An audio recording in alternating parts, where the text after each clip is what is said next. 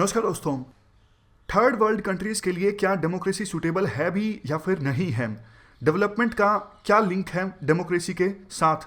यहाँ पर एग्जांपल दिया जाता है या फिर आप कह सकते हो कंपेयर किया जाता है चाइना को और इंडिया को। दोनों देशों ने ऑलमोस्ट साथ साथ अपनी यात्रा स्टार्ट की थी।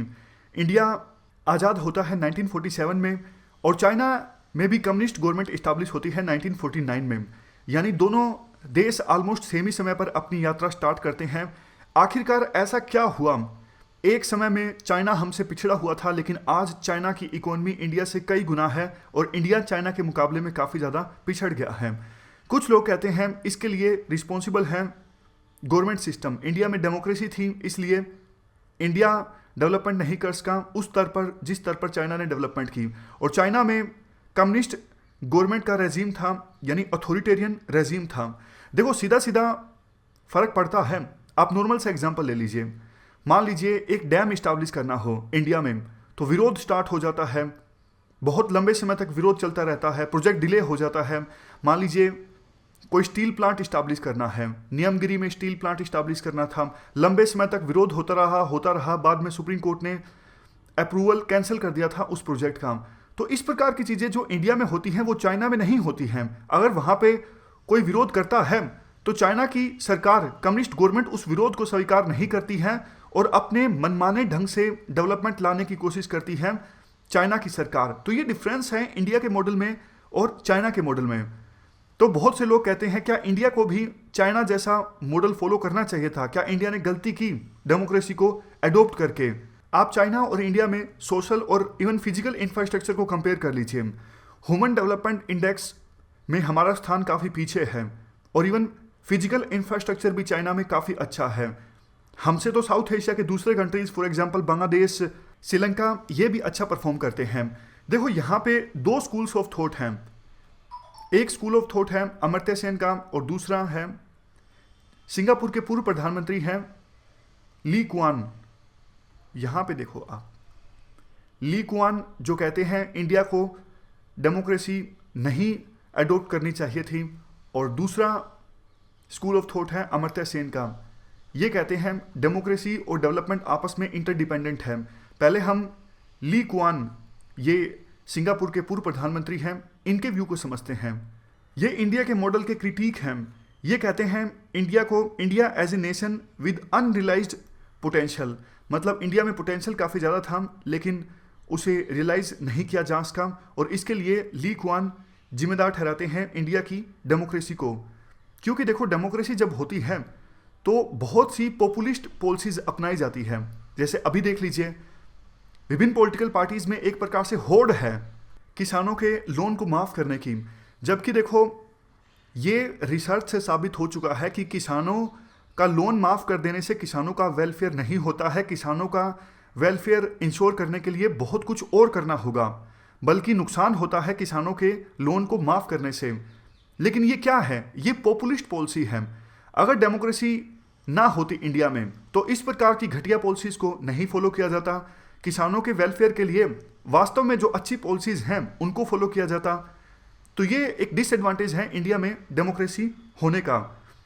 ली कुआन ये भी कहते हैं इंडिया में पॉलिसी मेकिंग में बहुत ज़्यादा डिले होता है और ये डेमोक्रेसी की वजह से ही होता है। इंडिया के जो ब्यूरोक्रेसी है, राइट माइंडसेट नहीं है इंडिया की ब्यूरोक्रेसी का डेवलपमेंट के लिए। ली कुआन ये भी कहते हैं डेमोक्रेसी जो है वो वेस्टर्न ऑब्सेशन है। डेमोक्रेसी नॉन वेस्टर्न सोसाइटीज़ के लिए ठीक नहीं है। ली कुआन के द्वारा बोला जाता है कि एशिया की वैल्यूज़ अलग हैं जो कि कम्युनिटेरियनिज्म पर आधारित हैं, डिसिप्लिन पर आधारित हैं। कम्युनिटेरियनिज्म क्या है इसको हम डिटेल से डिस्कस करेंगे जब जस्टिस का टॉपिक आएगा। देखो Lee Kuan school of thought के जो दूसरे सेकुलर्स हैं उनके द्वारा भी यही बोला जाता है कि एशिया के देशों में सेमी अथॉरिटेरियनिज्म होना चाहिए, यानी गाइडेड डेमोक्रेसी होनी चाहिए। गाइडेड डेमोक्रेसी का क्या मतलब है? गाइडेड डेमोक्रेसी एक प्रकार से ऑटोक्रेसी ही होता है। जैसे देखो टर्की में आपको पता है टर्की के जो राष्ट्रपति हैं अर्दगन, उन्होंने पावर्स अपने हाथों में कॉन्सेंट्रेट कर ली है।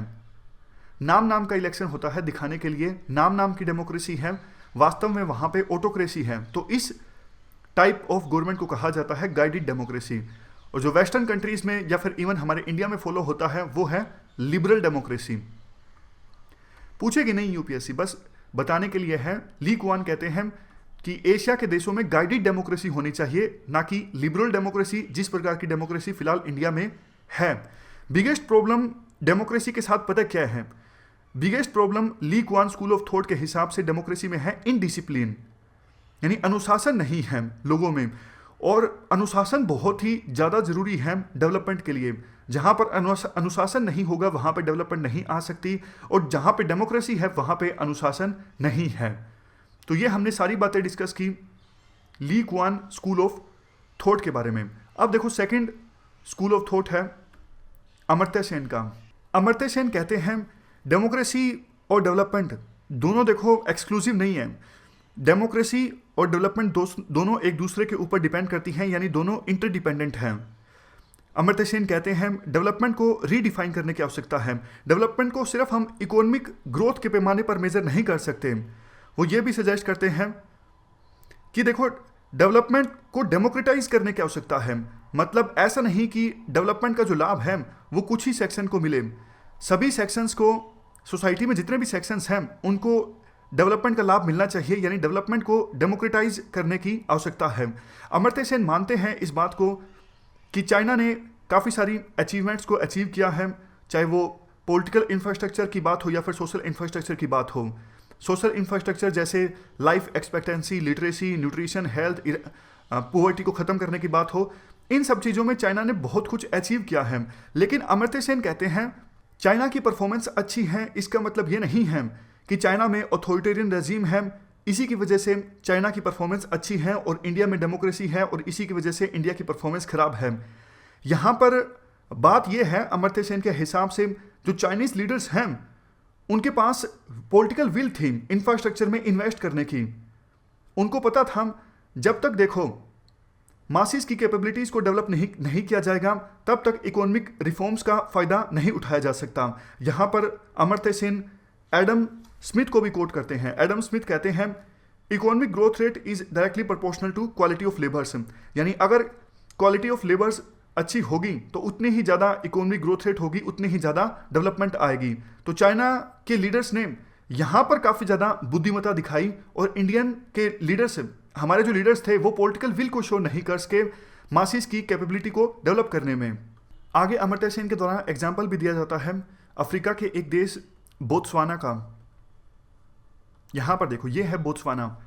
यहाँ पर डेमोक्रेसी थी, लेकिन डेमोक्रेसी होने के बावजूद काफ़ी अच्छी डेवलपमेंट हुई बोत्सवाना में।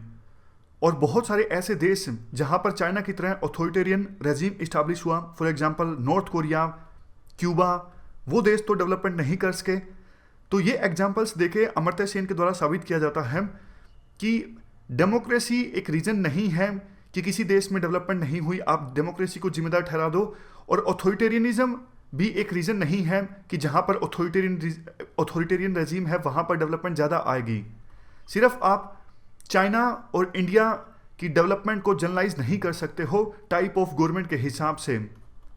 अमर्त्य सेन के द्वारा एक अच्छी बात ये बोली जाती है, जहाँ पर देखो डेमोक्रेसी है वहाँ पर क्राइसिस ऑफ मैनेजमेंट अच्छा होता है।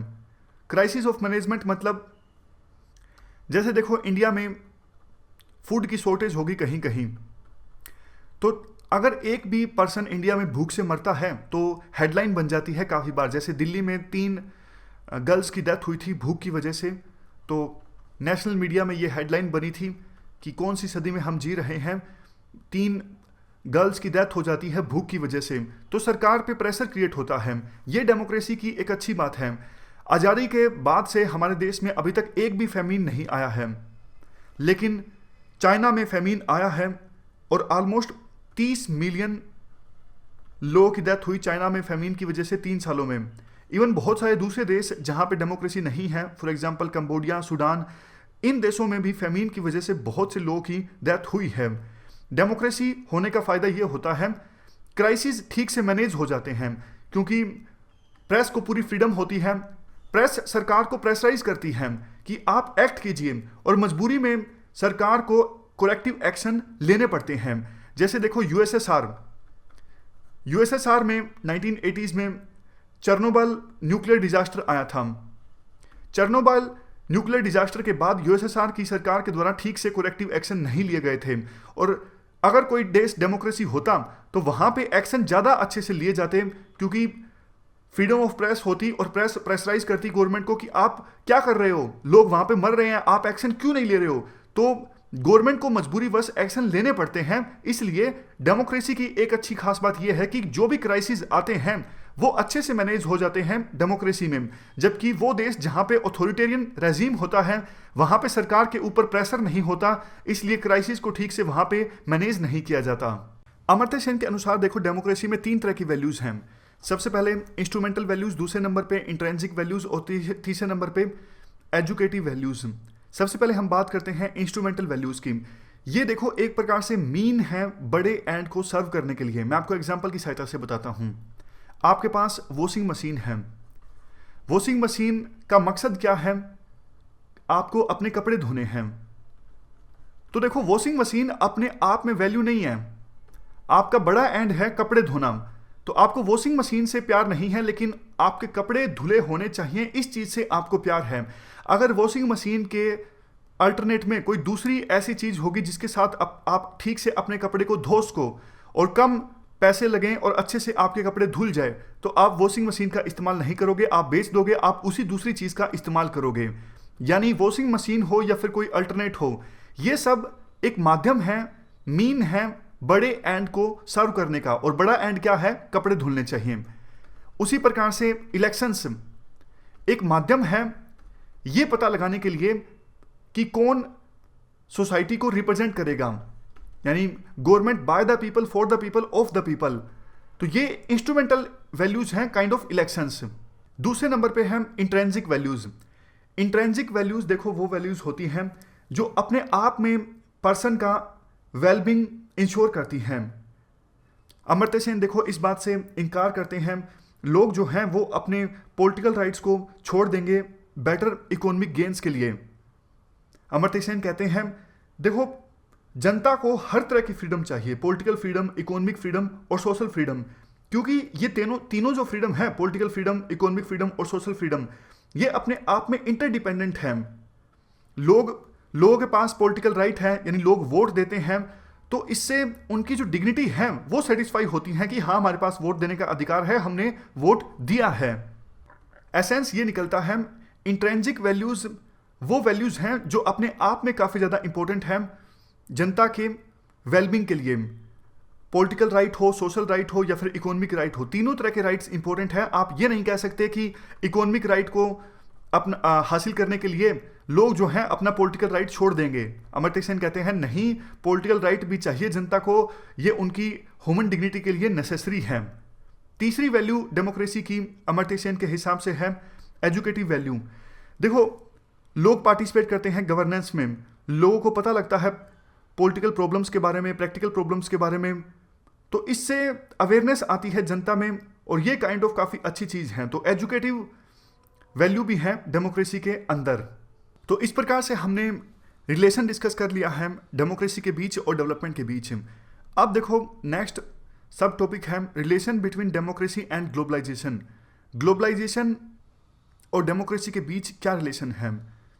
देखो कुछ सेकुलर्स ऐसे हैं जो कहते हैं ग्लोबलाइजेशन ने डेमोक्रेसी को मजबूत बनाया है, लेकिन कुछ सेकुलर्स ऐसे भी हैं जो कहते हैं ग्लोबलाइजेशन ने डेमोक्रेसी को कमज़ोर बना दिया है। एक्चुअली में डेमोक्रेसी मजबूत भी हुई है, कमज़ोर भी हुई है ग्लोबलाइजेशन के कारण। पहले हम ये डिस्कस करते हैं ग्लोबलाइजेशन की वजह से डेमोक्रेसी किस प्रकार से स्ट्रेंथन हुई है।